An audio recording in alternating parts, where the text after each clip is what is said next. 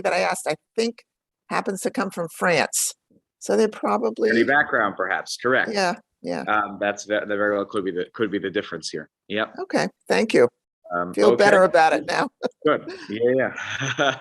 Hopefully he asked his rabbi about, the other way, like, oh, I saw this couple walking and, different. Well, if he asks me, I'll tell him, if you know a guy with a waist that's 15 inches smaller than his hips, can have my whole wardrobe. Right. There you go. It's not Begadish, really. Right. Agreed. Yep. That's okay. So what we're going to do now is we're going to finish. Okay. Turn this on. Okay. So let's finish the end of Reish Mem Ches, which was we were dealing with the Ramah. He quotes a very lenient opinion here about this whole discussion we've been having. We'll quickly finish it, and then we'll begin the next Siman Reish Mem Tet about halachot that are relevant to Erev Shabbos. So let's just reread the Ramah for a second, just to jump back into this. So it's in my edition, it says page 26, the top right-hand corner, the very end, right before we get to Reish Mem Tes. Okay, so there's a Yesh Omrim. So you see it there on your sheet? It's the top line on my in my edition of the. Oh yeah, I have it. Sure. Okay, middle of that line. Yeah. Okay, so Yesh Omrim Shekol Makom She'Adam Holech Lischora O Liros Pnei Chavero. Anywhere a person goes to do business, or to go and greet a long lost friend, relative, etc. Chashuv Hakol Dvar Mitzvah. That is all considered Dvar Mitzvah. Ve'eno Chashuv Dvar Harishus Rak Sheholech L'Tayil. When is it considered a Dvar Rishus, where you can only leave early in the week on one of these kind of trips, the caravan through the desert, or the boat trip that goes across the ocean? That's only when it's your own pleasure. Holech l'tayel. You're going to go for a stroll, meaning vacation. That's why in some places, in a few places, he says, there are a lot of people who are lenient about this whole matter, about going on a boat trip late in the week, or going with a caravan through the desert within 3 days of Shabbos beginning. Because everything that they're doing is a Dvar Mitzvah. And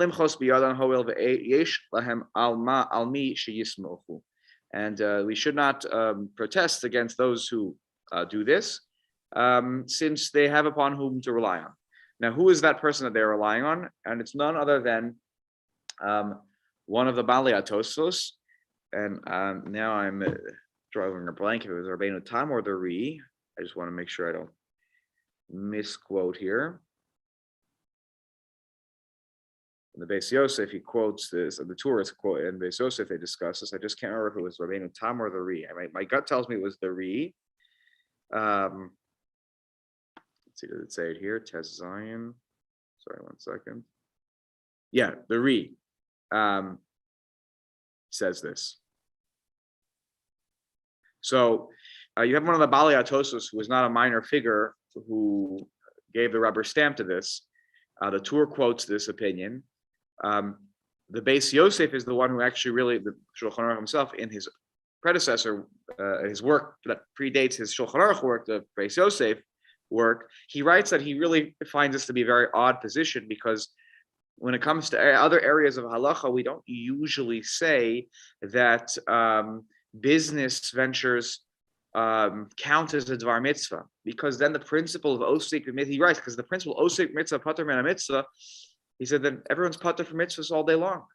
If I'm at work, I'm engaged in a Dvar Mitzvah. So if I'm engaged in that Dvar Mitzvah of doing work, so I shouldn't have to daven mincha. I shouldn't have to engage in a whole host of other mitzvahs that may come up over the course of the year, because I'm busy. I'm at work. I'm doing work. He says we never apply that principle. It's just not consistent to suddenly say that that's okay.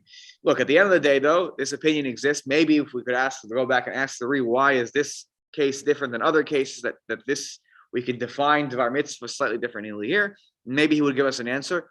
Obviously, we don't have the luxury of that.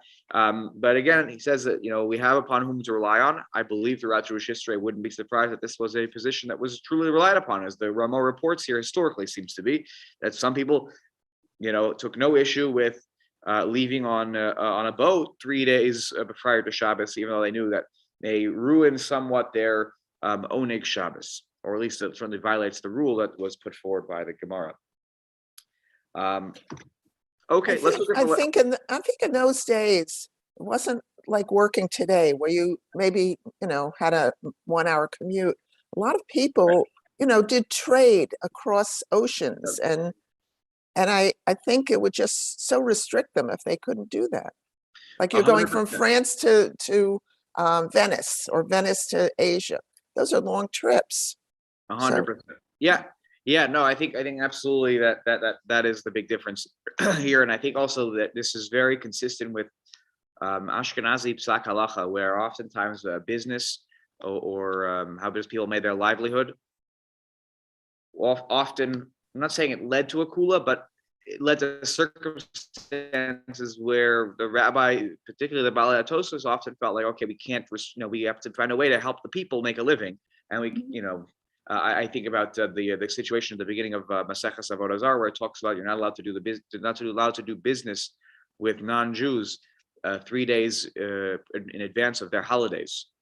That's a real tough law when you're suddenly shutting down your business and you're surrounded by non-Jews. And the Balei HaTosfos explain, it's really only 1 day, chutzlaretz, and the non-Jews are not so frum about their holidays. So when they buy their products for the holidays, they don't even know what they're celebrating, sort of, like they're not frum about their what they do. So, there's certainly, what to say in terms of many situations have led to lenient rulings in Ashkenazi communities, historically speaking, because of business. They needed to make money at the end of the day. Okay, let's look at Lamed Daled, Lamed Hey, and Lamed Vav, and we'll finish this simon. So the Mishnaburu writes, he says, Afilu yesh, so lischora, you're going for business. Afilu yesh lo mizonos, v'holech lischora laharvacha. He says, what does this business term mean here? What does schora? I'm traveling for the purposes of business. Even, he says here, if I have mizonos, I have, I have enough in life. I have provisions. I can take care of myself, and I'm going to make extra profits. Laharvacha. So I'm looking to make more. I'm not just satisfied with what I have. I want to make more. I want to expand my business.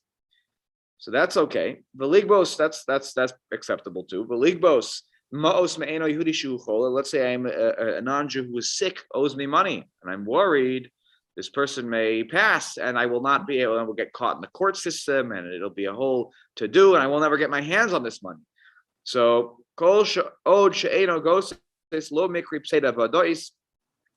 He says there, the Magen Avraham is quoted here saying, so long as they're not a goses. A goses is a person who's sort of in the throes of death. It's frankly, it's a very hard moment to define, but it's when a person is, where we say rov gosesim lamisa, they're in a state where their breathing is slowing down, their vital organs are failing them.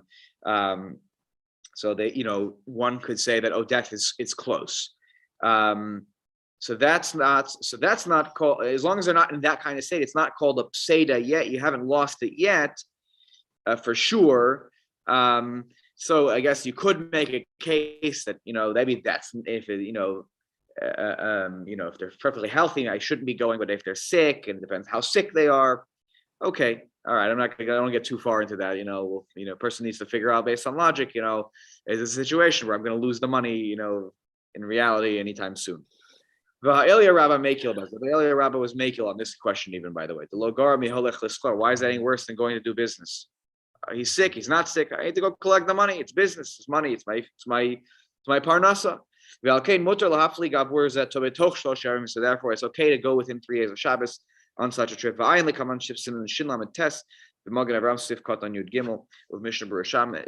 The Siman Shin Lamed Tes, the second to last Siman in Hilchot Shabbos, discusses That's where I quoted from before the prohibition of swimming on Shabbos. And so when we get there, you'll have to talk about forget the going for business part, maybe okay. Are there issues, that relate to the swimming aspect? When we get there, we'll get there. I wouldn't worry too much about that now. The swimming thing is, again, we talked about it a little bit. There are different reasons. I think that in terms of being on the boat, we even mentioned in terms of getting on the boat and getting off the boat. Some of the poskim thought there was an issue of it looks like you're kind of swimming on the water, even though you're not swimming, you're on a boat. But we'll get there when we get there. Lamed Hey, Halicha Shayara, going on the caravan trip. V'das Magen Avram b'shem kama poskim, v'halicha shayar ein lahakim.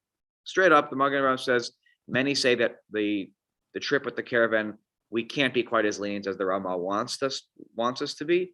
There, I think that the reason we're a little bit less lenient, because at least with the boat trip, the issue of tchum, as I mentioned last time, is the Rabbanon probably when you're on the water. When you're going on a caravan trip, you're probably going to violate a derogaisa of tchum, because the caravan's probably going to travel a good distance on Shabbos. So yes, you're supposed to try to tell them to stop, and if they do, but nonetheless, there's already that distinction. Lastly, the ein limchos, you're not supposed to protest against people who use this kula. But if it's a place a community where they don't, this is not an observed leniency. So you shouldn't, go into it, setting up your trips and your business ventures, using such a kula.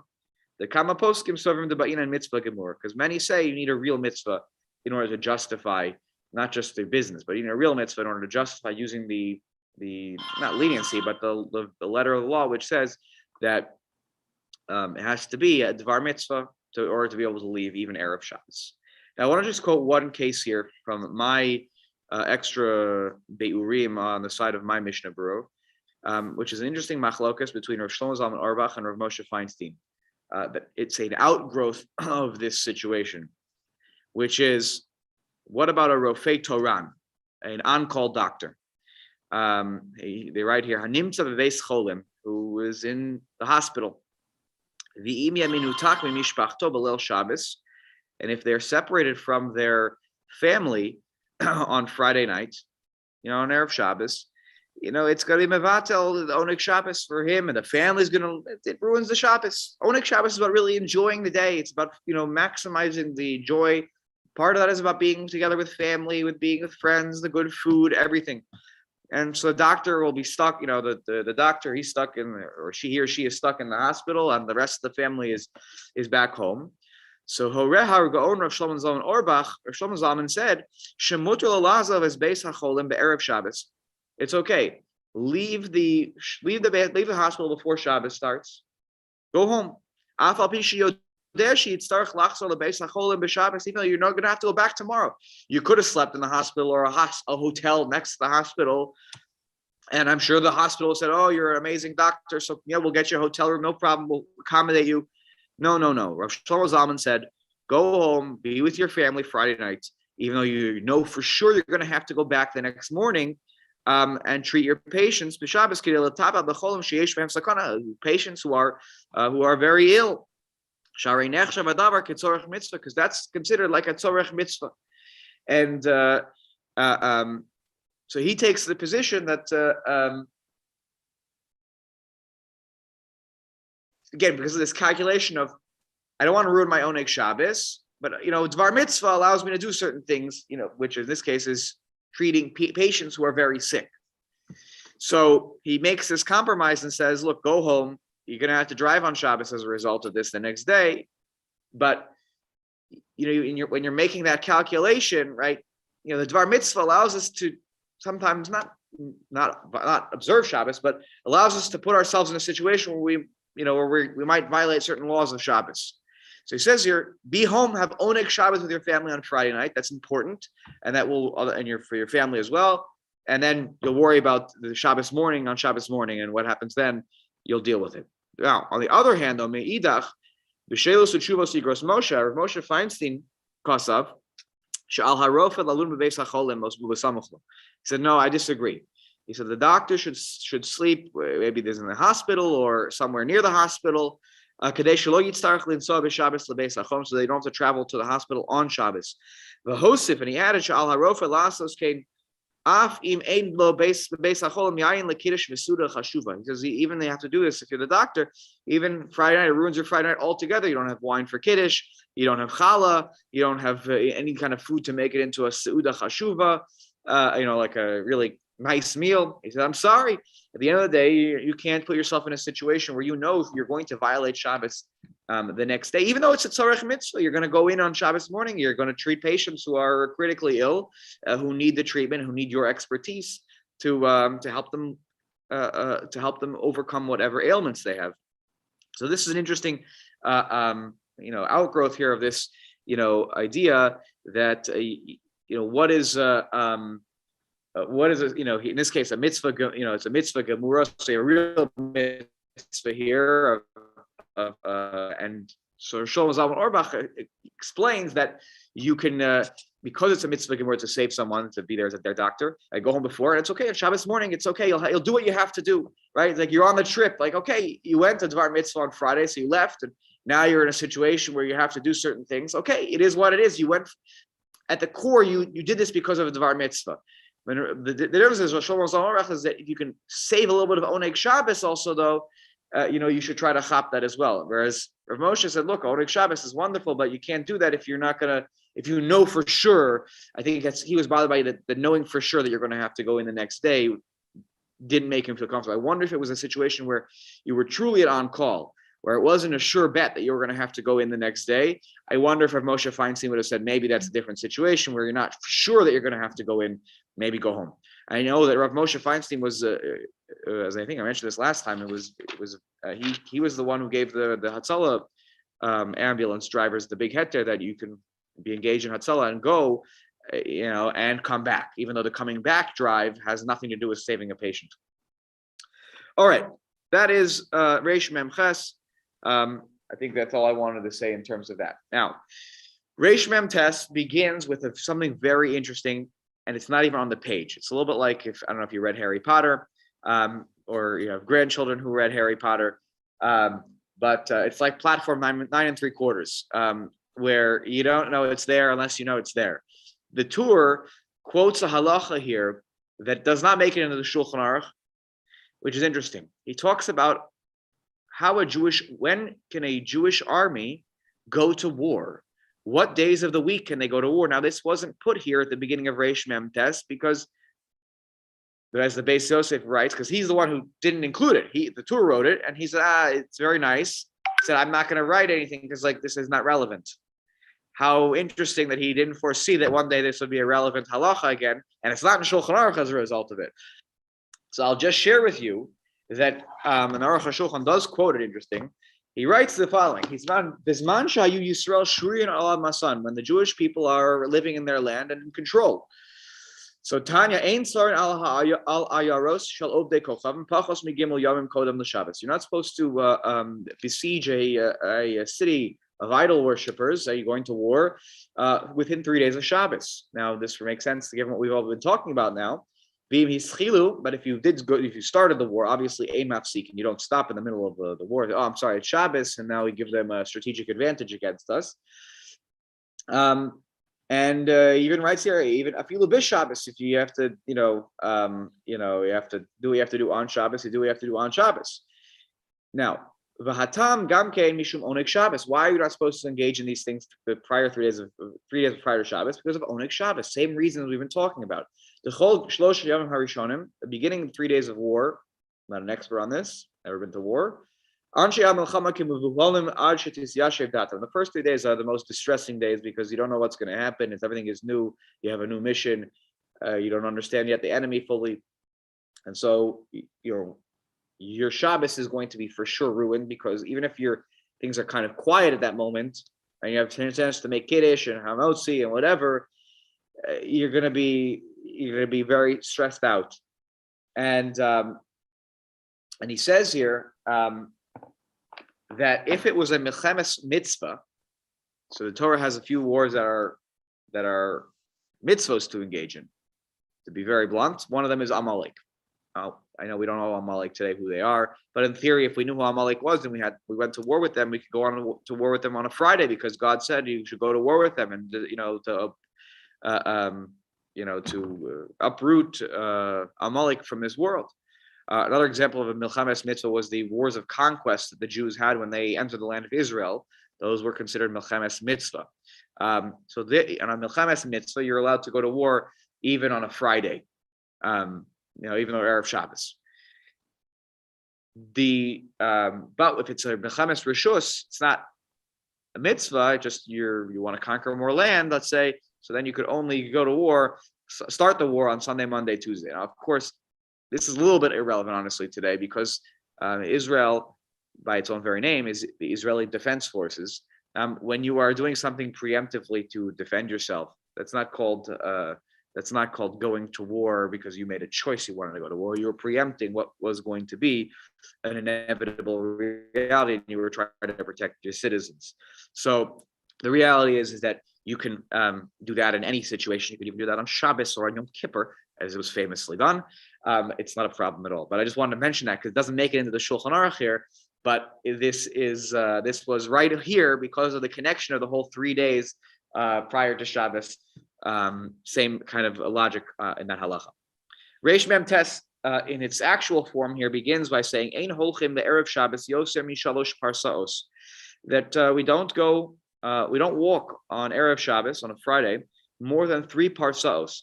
Now I had to do a little bit of homework last night in preparing how much is a parsa. I mean, it's a measurement that comes up all the time in the Gemara. The person walks so many parsaos. The Gemara talks about that the person. An average person, if they walked all day long, would walk 10 parsaos. Okay, so you're talking here about almost a third of the day, daytime being used on a walking trip here. How much is a parsa? It was an Iranian measurement, something like that, a parsang, and it's about 1 parsa is about 3 or 3.5 miles. So you can imagine that a person, if they continuously walked all day long, they did 3 times 10, it's about 30 miles. That might make sense if a person walked all day long at a certain pace where they walked, let's say 2 miles an hour. And let's say, I don't know, it depends a little bit on your pace, but it's a decent amount of distance. So you're not talking about a short walk. So you're really doing a lot of walking. So, okay, I'm going to go they didn't have cars, obviously, in those days. They had wagons, they had horses, and we'll talk about that in a second. But we're talking about using much of our day to walk on Erev Shabbos. He says, why shouldn't you do this? In order that you should get to where you're going, to your house here, and your house is not just necessarily your house, but wherever you're going to spend Shabbos, you should get there while there's still plenty of daylight hours. So you can cook food for Shabbos. That's really important in this whole simon to remember. They didn't have refrigerators. I had to remind myself actively as I was learning this. They didn't have freezers. They didn't have refrigerators. Right? They couldn't cook for Shabbos on a Wednesday, right? And then say, I'll put it in the freezer, and I'll put it in the oven on Saturday in the afternoon, late, in the day. That wasn't the case. They had to cook for Shabbos, Erev Shabbos, in order for it to be fresh food that could be served Friday night. So they had not have enough time to prepare the Shabbos meal. Whether you're going to someone else's house or whether you're going to your house. And these words apply in what situation? When should you not walk more than 3 parsangs? That's when you are within a yishuv, you're in a neighborhood, you're in a particular community where you can prepare your Tzarchei Shabbos. You can get ready for Shabbos. There's a seasons, and there's a farmer's market, and there's a Trader Joe's or whatever shop you like. You're in the middle of the most non-Jewish town you could find. You were there on business maybe, and now you're like, there's no kosher butcher here. I can't get a hold of any kosher meat. I can't find anything decent to have a nice Shabbos. My family is going to be upset about it. I'm going to be upset about it. It's not proper. So if you're in a place where or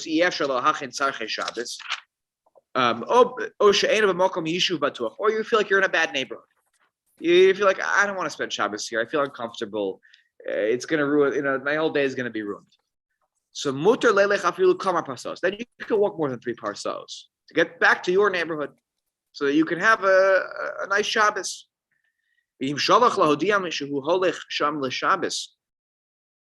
he sends some sort of notice ahead of him, right? So he sends a messenger ahead of the family to wherever he is going, he or she is going, where the family is going. So then you can go more parsos than 3 parsos, because the thought process behind this is someone else is preparing Shabbos for you. You send someone else ahead, and either telling some hotel that they're coming, please prepare them, a room and food, or you send somebody home on a faster journey, right? There's one horse, so you send them home on the horse. They get home faster, and then they're preparing Shabbos for the rest of the family. And we get there a little bit later before Shabbos starts, but we know that we're okay. Shabbos is going to be there. Then it's okay to walk more than 3 parsos. The whole purpose of this halacha is to protect us a little bit from ourselves, so that we don't fail to prepare for Shabbos properly and not get where we're supposed to be on time. So let's look here at the Mishnaburu, and you have to remind me, by the way, you can't let me not read the Aruch HaShulchan here when he talks about the horses and the wagons as well. He has a great line that is really incredible. Look here, the Mishnaburu says, Aleph, Yosem Mishalosh Parsos Mitchilas Hayom, from the beginning of the day. Meaning you can't, 1 hour before Shabbos, go on a 3-mile hike to get somewhere, because that's not going to get you there before Shabbos. And the point is, like, from the beginning of the day, you got to start subtracting once the day keeps moving along. We're really talking about a third of the day. That's approximately what we're talking about. How do we know that? Because the average person can walk 10 parsings during the daylight hours. What day are we talking about? Winter, summer? I don't know. That's a good question. Maybe it's on an average day, right around the equinox. Now, uvinosea ba'agala orochev al sus. And what about you travel by wagon or you're by horse? Denosea b'mehera. Obviously, you're going faster with that mode of transportation than by foot. So yuchal lisa harbe yosem mishalosh parsos. So adjust accordingly the math. You go faster. So again, talking about a third of the day. You should try not to get where you're going, late in the day, because you won't be able to prepare for Shabbos. So adjust accordingly for the horse's speed. Or if you go by wagon, what the difference is. Umehabach, and from the Bach, Rav Yoel Circus, Mashma lahakeh b'nosea ba'agala, says you can be lenient when it comes to traveling by wagon. Lisa afilu achar chatzosim, to even travel after the midpoint of the day. In order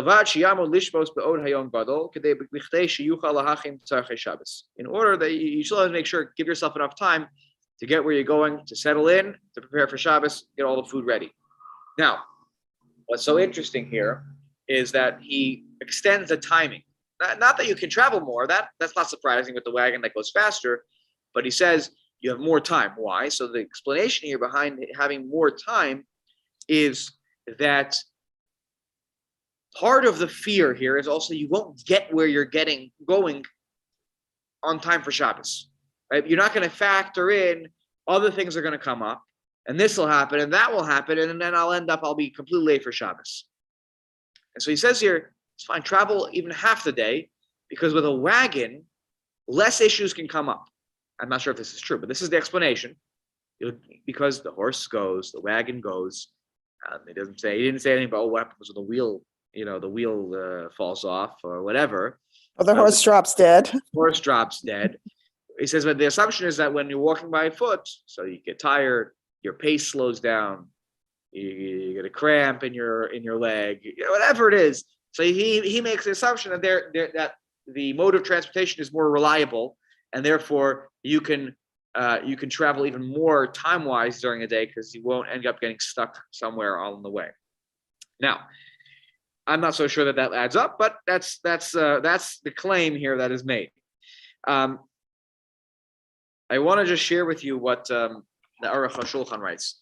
He obviously lived in a day and age when there was also the Mishnaburu did too. I'm not sure why he didn't address this. There were trains already. So he writes here, V'kosfu hagadolim, many of the great rabbis write the following.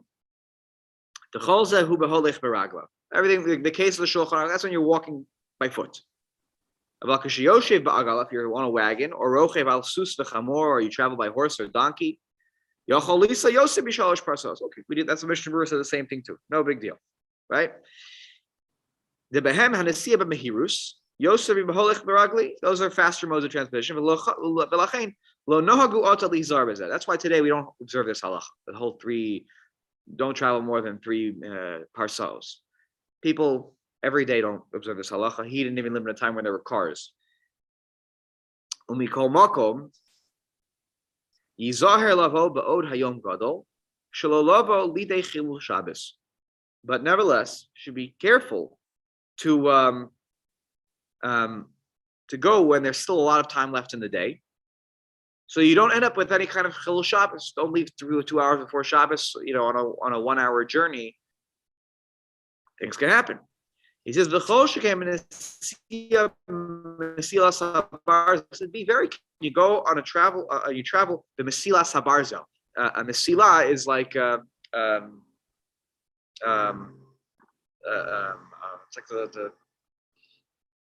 it's the word in English for a Mesila.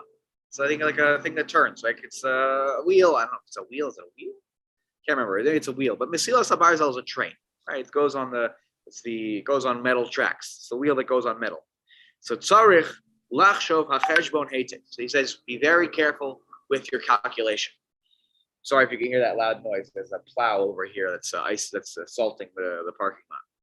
He says here, you have to be very careful with your calculation. Sharei gama ka'asher tamod v'yavo al makomo. Because when you want to get to where you're going, right? You get to the station, and then you got to get from the station to the place, to the house, to the hotel. It's like modern day. You get to the airport. It's one thing to you arrive in the airport. Shkoyach, it doesn't do you any good. You're not in a house. You're in the city now. You're close, but you're not there. Same thing. The train station is in the middle of the town or something like that. But now you have to calculate. I have to take a wagon from there to the place where I'm going, and how long does that take? So he says, "Lachain yirelo, you should look. What's the approximate time of arrival? If it's close to shkia, so he says, so don't get on the train. Find a place, a hotel, and or a place to stay in the town where you are currently, because you're not going to get to the place where you're going before Shabbos starts." And this was my favorite line. I literally laughed last night. My wife didn't think it was as funny when I explained to her why I was laughing, but okay. Va'al pi rov hasatan mikatreg be'erev Shabbos. He says, the majority of the time, the satan is at work on erev Shabbos.